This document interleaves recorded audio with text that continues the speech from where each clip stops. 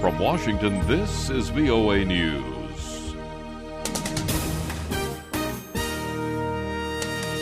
Coming up, the latest on the crisis in northern Iraq, Chinese accusing U.S. of inflaming tensions in South China Sea. Hello, everyone. I'm Steve Norman. British Prime Minister David Cameron says an international plan is being developed to rescue thousands of Yazidis and other religious minorities trapped by Islamic State fighters on a mountaintop in northern Iraq.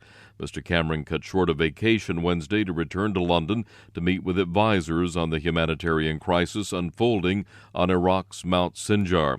He rejected demands by some British lawmakers to intervene militarily in Iraq, but said Britain would play a role in the rescue plan, just as it has already with the United States, in dropping food and water to the refugees, some of whom have died in the extreme heat. Well, clearly there is an absolutely desperate situation in Iraq, particularly on this mountainside. I'm proud of the fact that British aeroplanes and British aid have been playing a role and will continue to play a role to help these people.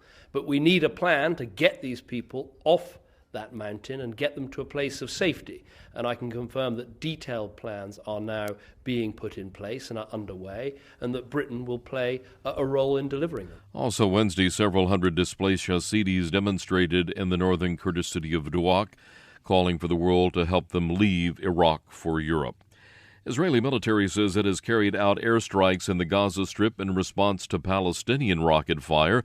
Military said early Thursday it targeted terror sites in Gaza. It said at least 3 rockets were fired into Israel shortly before a 72-hour ceasefire between Israel and Hamas expired late Wednesday.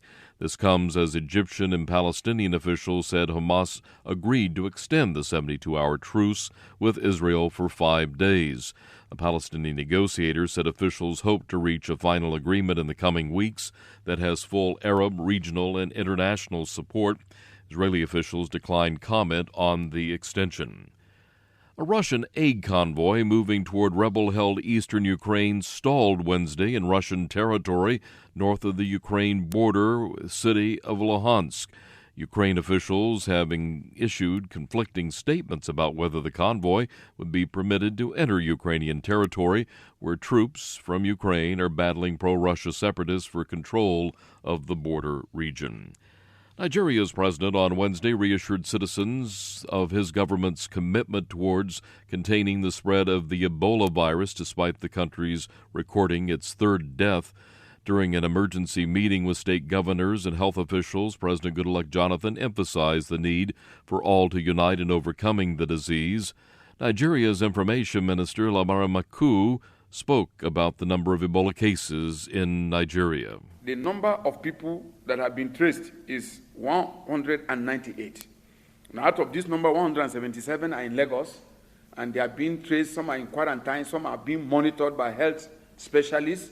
Their movements, being monitored, and they are under directive from the Ministry of Health. Ebola has killed more than 1,000 people in Guinea, Liberia, and Sierra Leone in the world's worst outbreak of the disease, and the World Health Organization has called it an international emergency.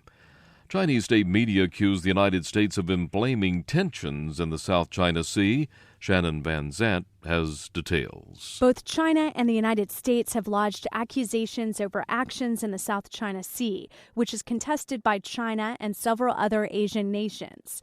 China's state-run People's Daily newspaper said the United States was emboldening its Asian neighbors in claims to the waterway, which is rich in natural resources and one of the busiest shipping routes in Asia. The People's Daily, the mouthpiece of the Communist Party, said the U.S. position is making the Philippines confident of winning the South China Sea dispute. The U.S. State Department says it is calling for a de-escalation of tensions and the timely negotiation of a meaningful code of conduct for countries' actions in the South China Sea. Shannon Van Sant, Beijing. A plane crash in Brazil that killed Socialist Party presidential candidate Eduardo Campos and 6 others has thrown the country's scheduled October 5th presidential election into turmoil. Observers say Campos' running mate, former Environment Minister Marina Silva, could enter the race in the next 10 days under Brazilian law. That's the latest world news from VOA.